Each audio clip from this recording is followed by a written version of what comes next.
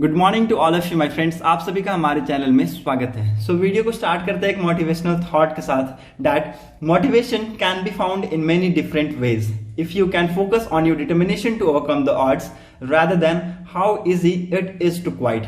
So with this thought, I welcome you all in our channel Daily Current Affair by the Study Tech. Video को start करने से पहले मेरी आप सभी से रिक्वेस्ट होगी कि अगर आपको वीडियो पसंद आता है, जो कि बेहद आएगा, so please do like, share and subscribe our channel and don't forget to click on the bell icon to get latest video update. At the same time, I request all of you to please do share this video among your friends, family members and all other aspirants who are preparing for competitive exam. So without wasting the time, let's move on to the important news analysis. And the very first important news that dust lick exercise. Okay, dust lick exercise के बारे में आपको मैं सारी चीजें clear कर दूंगा, किस कंट्री के किस कंट्रीज के बीच में एक्सरसाइज होती है, ओके, कब ये एक्सरसाइज स्टार्ट की गई थी और इसका मेन मकसद क्या है। Okay, so let's move on to the important discussion. This is the third edition of this joint training exercise named Dustlik between India and Uzbekistan army के बीच में ये एक्सरसाइज कंडक्ट कराई जाती है। ओके, और जनरली मैं आपको बता दूं तो ये मार्च के मंथ में ही आपको ये एक्सरसाइज देखने को मिलेगी। पिछले साल 2021 में भी ये मार्च के मंथ में ही आपको देखने को मिली थी। ओके, उससे पहले 2020 में ये एक्सरसाइज नहीं कराई गई थी, उसके भी रीजन मैं आपको बताऊंगा क्यों नहीं कराई गई थी, लेकिन पहले हम लोग इसको डिस्कस कर लेते हैं। ये आज के डेट में ये एक्सरसाइज परफॉर्म कराया जा रहा है किसके बीच में, इंडियन और उज्बेकिस्तान आर्मीज के बीच में। एक्सरसाइज का नाम याद रखिएगा, डस्ट लिक। ओके, ये कहां पर कराया जा रहा है, यांगराई रिक में ये जो कि उज्बेकिस्तान में ये है, वहां पर कंडक्ट कराया जा रहा है। और ये मैं आपको बता दूं 22 मार्च से ये कब तक चलेगा, 31 मार्च तक ये एक्सरसाइज चलेगा। ठीक है, 22 मार्च से 31 मार्च तक ये एक्सरसाइज चलने वाला है। ओके, इसके अंदर मैं आपको बताता हूं क्या क्या इंक्लूड है। The Indian contingent comprising the platoon strength of grenadier regiment. ठीक है, ग्रेनेडियर रेजिमेंट की जो प्लाटून स्ट्रेंथ है, एक प्लाटून में लगभग 30 वो होते हैं, जवान होते हैं, और विथ 1 सीनियर। ठीक है, सो एक जेसीओ एक सीनियर और 30 जवान के साथ ये एक्सरसाइज परफॉर्म करी जाएगी। Left for the drill today. Okay, मतलब कि 22 तारीख को उन्होंने लेफ्ट कर दिया फॉर द उज्बेकिस्तान। ओके, और वो वहां पर जाके एज वो रिप्रेजेंट करेंगे हमारी कंट्री को, और बहुत सारी वहां पर उनको सिखलाई मिलेगी। Okay, so the joint exercise will focus on counter terrorism operations in semi urban terrains under the United Nation mandates. ठीक है, यूनाइटेड नेशन मैंडेट्स के तहत जो सेमी अर्बन टेरेन्स जो होते हैं उनमें काउंटर टेररिज्म ऑपरेशंस के ऊपर इनका मेन फोकस होगा। ठीक है, किस तरीके से काउंटर किया जाएगा टेररिज्म ऑपरेशंस को in the semi urban terrains. The training schedule will focus primarily on sharing tactics level drill, learning the best practices from one another. ठीक है, और ये अपनी जो टैक्टिक्स है, ये अपनी जो प्रैक्टिसेस है, ये जो अपनी एक्सपीरियंस है, कोऑपरेशन बढ़ाएंगे, एक्सपीरियंस को शेयर करेंगे। ठीक है, और नई नई टैक्टिक्स के साथ आएंगे और बेस्ट प्रैक्टिसेस को शेयर करेंगे एक दूसरे के साथ। The exercise aim to enhance the understanding, cooperation, interoperability between the two armies will culminate in 24-hour long validation exercise। ठीक है, सो मैं आपको जैसा कि बताया कि एक्सरसाइज का मेन मकसद क्या है कि अंडरस्टैंडिंग, दोनों आर्मीज के बीच में अंडरस्टैंडिंग को बढ़ाना, कोऑपरेशन को बढ़ाना, इंटरऑपरेबिलिटी को बढ़ाना between the two आर्मीज। Okay, so this is very important point which you should remember. आपको मैं बता देता हूं कि ये एक्चुअली ये स्टार्ट कब किया गया था। It was firstly started in 2019। ठीक है, ये 2019 की ये आर्टिकल आप देख सकते हैं, 4 नवंबर 2019 की आर्टिकल है। India's first ever military drill with Uzbekistan army, the strongest in the region. ठीक है, उज्बेकिस्तान आर्मी को अभी तक strongest army in the region कहा जाता है, और उनके साथ ये हमारी पहली एक्सरसाइज थी कब, 2019 में, जिसका नाम क्या था, डस्ट लिक। ओके, और उस टाइम में किसके प्रेजेंस में ये एक्सरसाइज कंडक्ट कराई गई थी, डिफेंस मिनिस्टर राजनाथ सिंह जी के द्वारा, उनके प्रेजेंस में ये एक्सरसाइज कंडक्ट कराई गई थी। Okay, this 10 days exercise was started from 4 नवंबर 2019। 4 नवंबर 2019 में ये एक्सरसाइज कंडक्ट कराई गई थी। कहां पर, चिरकी में। ठीक है, चिरकी training area near Tashkent, Uzbekistan के जो कैपिटल है ताशकेंट, वहां पर एक चिरकी ट्रेनिंग एरिया है, वहां पर ये एक्सरसाइज को कंडक्ट कराया गया था, where the armies from both countries trained alongside each other. Okay, also share their best practices, experience between the armed force of the two countries which led to the greater operational effectiveness. Okay, अभी मैं आपको बताया कि 2019 में ये start हुआ था, तो अभी आप बोलेंगे सर 2019 में स्टार्ट हुआ था, 2019 हो गया एक एडिशन, 2020 2, 2021 3 और 2022 तो ये चौथा एडिशन होना चाहिए। लेकिन मैं आपको बता दूं 2020 का जो एडिशन था वो एक्चुअली 2020 की जो एक्सरसाइज शेड्यूल की गई थी इट डिडंट परफॉर्म, ठीक है, वो हुई नहीं because of this covid pandemic की वजह से ये एक्सरसाइज को पोस्टपोन करना पड़ा और 2021 में फिर से ये एक्सरसाइज का सेकेंड एडिशन हमें देखने को मिला। ठीक है, जब फर्स्ट टाइम जब ये एक्सरसाइज कंडक्ट कराई गई थी तो इंडियन आर्म फोर्स को किसके द्वारा IAF C-130 के द्वारा एयरलिफ्ट किया गया था। ठीक है, कहां से? जामनगर टू टास्केंट के लिए। ठीक है, तो एक C-130 का बहुत बड़ा इसमें रोल था कि उन्होंने इंडियन आर्मी को कहां से? जामनगर से टास्केंट की ओर लेकर गए। ओके, मैं आपको कुछ पिक दिखा देता हूं। दिस इज एन एयरक्राफ्ट, ये वो एयरक्राफ्ट थी जो जामनगर से लेकर इंडियन ट्रूप्स को लेकर गई थी टास्केंट पे। Okay, so hope you got clarity regarding this, आपको सब कुछ क्लियर हो गया होगा। दस्तलिक एक्सरसाइज के बारे में याद रखिएगा। This exercise performs between India and Uzbekistan army to enhance the cooperation, to enhance the interoperability, to enhance the best practices. They can share the best experiences with each other. Okay, so this was the third edition. आपको याद रखना है कि ये third edition थी। ठीक है, this is the third addition, लिख लीजिए, बहुत इंपॉर्टेंट है ये एक्सरसाइज, एग्जाम पर्पज से बहुत ज्यादा इंपॉर्टेंट है। Now move on to the next important news, that is the Kashmir Files Section 144 enforced in Rajasthan quota in view of Kashmir the film screening। ठीक है, इंडिया टुडे के मैं articles आपको देखते होंगे कि इंडिया टुडे के आर्टिकल्स मैं आपको ज्यादा पढ़ाता हूं क्योंकि ये थोड़े रेलिवेंट लगते हैं। ठीक है, ये जो पॉइंट्स देते हैं थोड़े से रेलिवेंट देते हैं पॉइंट। ठीक है, ये नहीं है कि मैं आपको इंडिया टुडे के बारे में प्रचार कर रहा हूं, ऐसा कुछ नहीं है। ठीक है, लेकिन मेरी जो एक्सपीरियंसेस रही है इंडिया टुडे पे, ये मैं आपको बता रहा हूं कि ये जो टॉपिक देते हैं ये रेलिवेंट देते हैं। ठीक है, आप सबने अभी सुना होगा कि राजस्थान के कोटा में अभी सेक्शन 144 इंपोज किया गया है। ठीक है, before the screening of this Kashmir file. ठीक है, कश्मीर फाइल्स के जो मूवी, आप सबने इसका नाम सुना होगा, बहुत ही फेमस है ये मूवी। ठीक है, इसके बारे में अभी आज के डेट में बहुत ज्यादा जियोपॉलिटिक्स देखने को मिल रही है।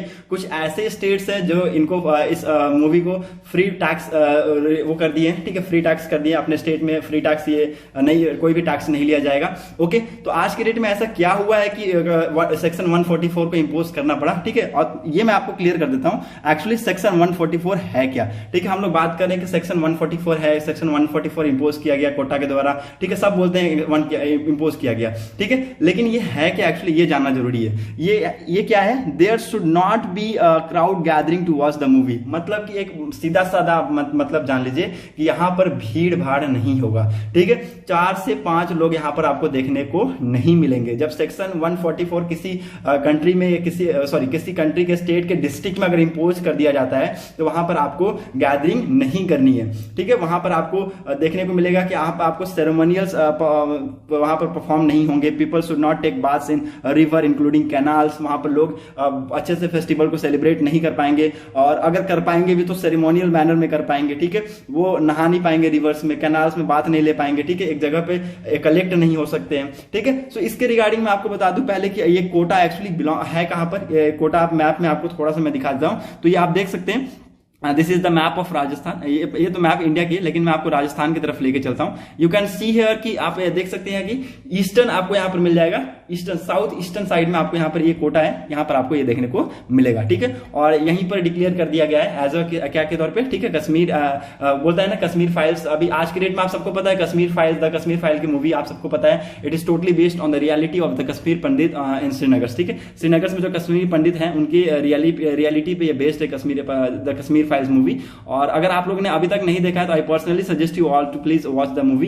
ठीक है, आप मूवी को अभी जाकर देखिए। चलिए मैं आपको लेके चलता हूं, दिखाता हूं एक राजस्थान का अलग सा मैप, उसमें ये क्लियर हो जाएगा। ठीक है, you can see here this is Kota. यहां पर ही एक्चुअली रिलीज किया गया है सेक्शन 144 रिलीज किया गया है। और इसके रिगार्डिंग मैं आप क्यों बोल रहा हूं कि जियो पॉलिटिक्स से आज के डेट में बहुत ज्यादा इसमें जियो पॉलिटिक्स देखने को मिलेगी। चलिए मैं आपको एक जजमेंट दिखाता हूं, ये आप यहां पर देख सकते हैं। ठीक है, on the order of imposing section 144 Kota north ex BJP. ठीक है, कोटा नॉर्थ के ex BJP MLA Prahlad Gunjal hit out at the government saying that a huge Chandi march will be held in Kota north assembly constituency on Tuesday के दिन एक चांडी मार्च होने वाला था, बहुत बड़ा एक चांडी मार्च होने वाला था, और उसी की वजह से ये सेक्शन 144 को इंपोज किया गया है, ना कि द कश्मीर फाइल्स के लिए। कश्मीर फाइल्स को एक as a just an excuse के तौर पे लिया गया है कि हाँ कश्मीर फाइल्स ये रिलीजन्स के खिलाफ है, बहुत ज्यादा ये क्या करेगा, ये बहुत ज्यादा लोगों के बीच में हेटेड फैला देगा, ठीक है। सो ये एक जस्ट एक्सक्यूज है,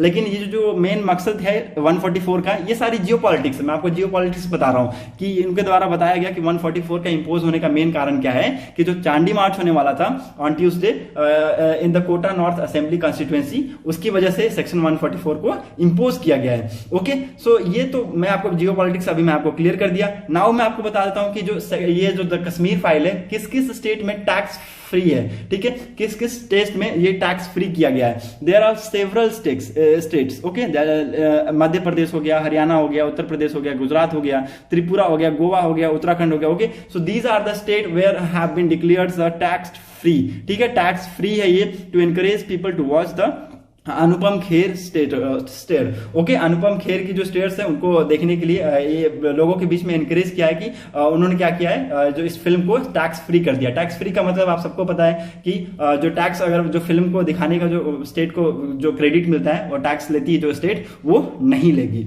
ठीक है। So this is very important. As of the Sunday the film total earning has surpassed rupees 167 crore से भी ज्यादा अभी तक की कमाई हो गई है। On Friday the film earned 19.15 crore, ठीक है, लगभग ये डाटा ऐसे बताया गया। ये आपको डाटा याद रखने की जरूरत नहीं है, किस किस स्टेट में आपको टैक्स फ्री किया गया है, ये थोड़ा सा आप देख लीजिएगा। ओके, और अभी आज के डेट में जियो पॉलिटिक्स क्या है, चांडी मार्च की वजह से बताया जा रहा है कि चांडी मार्च की वजह से सेक्शन 144 इंपोज किया गया है। द कश्मीर फाइल्स को एक जस्ट एक्सक्यूज के तौर पर बताया जा रहा है कि ये एक एक्सक्यूज है, ठीक है। और मैं आपको बता दूं कि उन्होंने क्या किया है, एक जो है ना ये राजस्थान के जो चीफ मिनिस्टर है अशोक गहलोत जी, उन्होंने एक स्टेटमेंट भी दी है कि जो कश्मीर फाइल्स है ये हेटेड फैलाएगा लोगों के बीच में। सो इसके लिए हमने क्या किया, सेक्शन 144 को इंपोज किया है। ओके, सो ये स्टेटमेंट को एक्चुअली बताया जा रहा है झूठ, क्योंकि उनके द्वारा बताया जा रहा है कि ये मेन मकसद क्या है, चांडी मार्च को रोकने का मेन मकसद है कि सेक्शन 144 को इंपोज करके चांडी मार्च को रोका जाए in the Kota.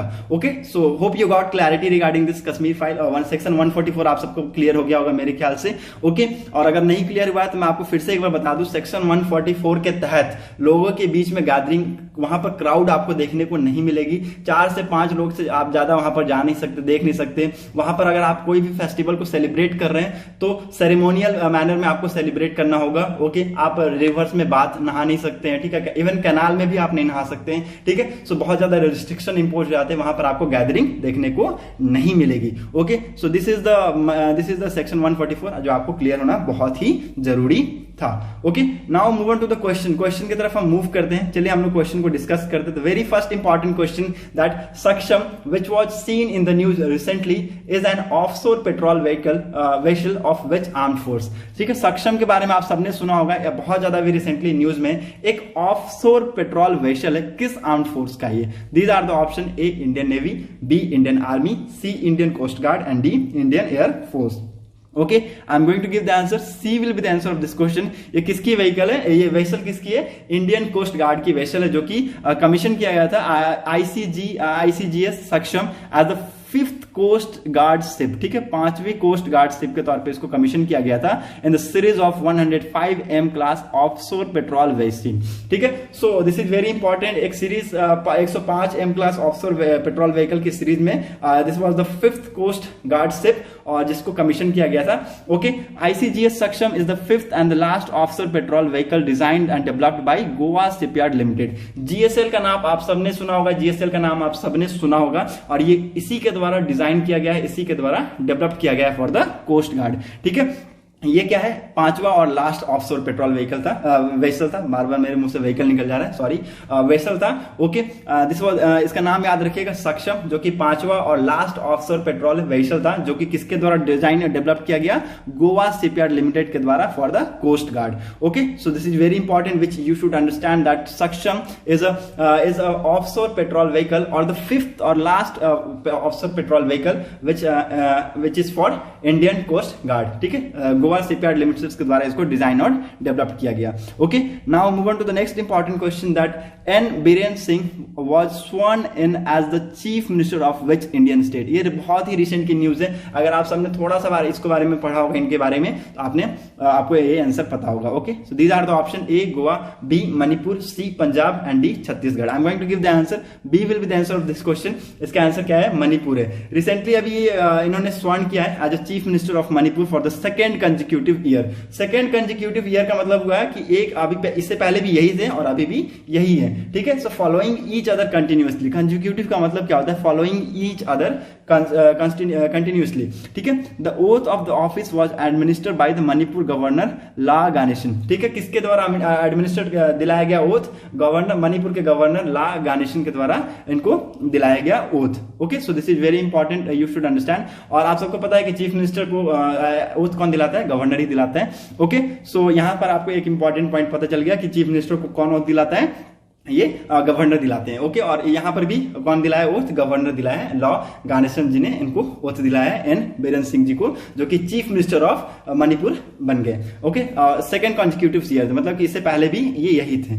Okay, now move on to the next important question, that which sustainable development goal seek to ensure safe water and sanitation for all by 2030। ठीक है, आपने SDG के बारे में सुना होगा, sustainable development goal. There are 17 sustainable development goal. Okay, there are 17 sustainable development goal, वो मैं आपको एक एक करके क्लियर कर दूंगा। लेकिन कौन से सस्टेनेबल डेवलपमेंट गोल इंश्योर करता है सेफ वाटर एंड सैनिटेशन को for all by 2030? These are the option A first, B third, C 6 and D 8. Okay, I am going to give the answer. C will be the answer of this question. Sustainable development goal अगर आप छठा देखिएगा तो आपको वहां पर पता चल जाएगा, सेफ वाटर और सैनिटेशन के ऊपर फोकस करता है। वर्ल्ड वाटर डे को हम लोग कब सेलिब्रेट किए, 22 मार्च को हम लोग क्या मनाए, world water day, to raise the awareness about the importance of water and sensitize the people to conserve water.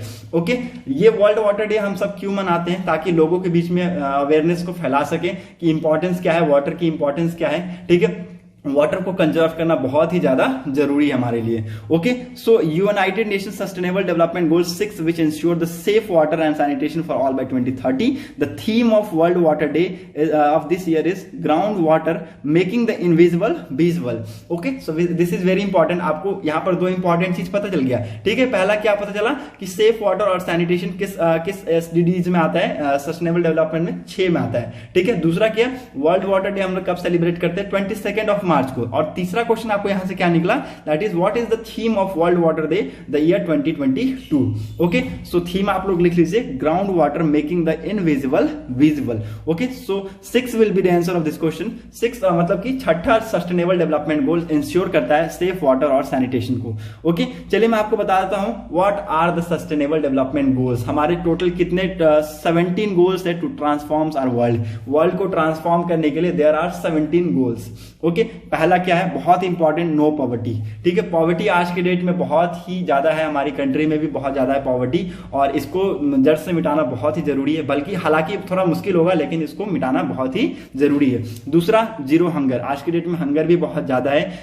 Third, good health and wellbeing. ठीक है, कोरोना की वजह से आप सबको पता है कि हेल्थ सिस्टम आज के डेट में बहुत ज्यादा खराब हो गया है, लेकिन हालांकि अभी आज के डेट में बहुत ज्यादा इंप्रूव भी हुआ है। और मैं आपको बता दूं, सालाना 2020 और 21 का अगर आप देखेंगे ईयर, तो बहुत ज्यादा हेल्थ जो व्यवस्था थी वो बहुत ज्यादा खराब हो गई थी। ओके, चौथा, quality education. Quality education provide कराना to all the childrens, to all the person, बहुत ही जरूरी है, इवन इन अर्बन और इन रूरल एरियाज। ओके, पांचवा क्या है, जेंडर इक्वालिटी। जेंडर इक्वालिटी, सबको एक समान देखना चाहिए, जेंडर अनइक्वालिटी नहीं होनी चाहिए। ओके, छठी क्या है, क्लीन वाटर एंड सैनिटेशन, जिसके बारे में मैंने आपको अभी क्लियर कर दिया। ओके, सातवीं क्या है, अफोर्डेबल एंड क्लीन एनर्जी। ठीक है, क्लीन एनर्जी एंड अफोर्डेबल की तरफ मूव करना चाहिए। ओके, आठवीं क्या है, decent work and economic growth. Economic growth होना बहुत ही ज्यादा जरूरी है। आप सबको पता है 2020-21 ऐसा साल रहा है जहां पर हमारी कंट्री की इकोनॉमी बहुत ज्यादा गिर गई थी, इवन माइनस में चली गई थी। तो एक यहां पर बहुत ही बड़ा हमें गिरावट देखने को मिला था, और आज की डेट में थोड़ा सा उठी तो है, अप लेवल पे आई है, लेकिन अभी भी उतनी नहीं है जो पहले थी।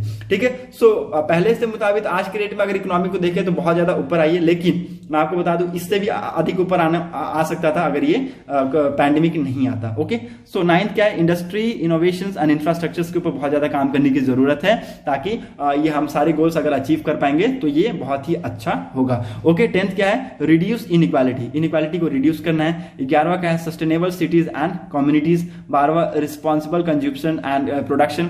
13th, climate action. Climate action के रिगार्डिंग एक्शन लेना। 14th, life below water. ठीक है, जो भी वाटर में जितनी लाइफ है, फिशरीज है, मेराइन लाइफ है, उनके ऊपर भी फोकस करना।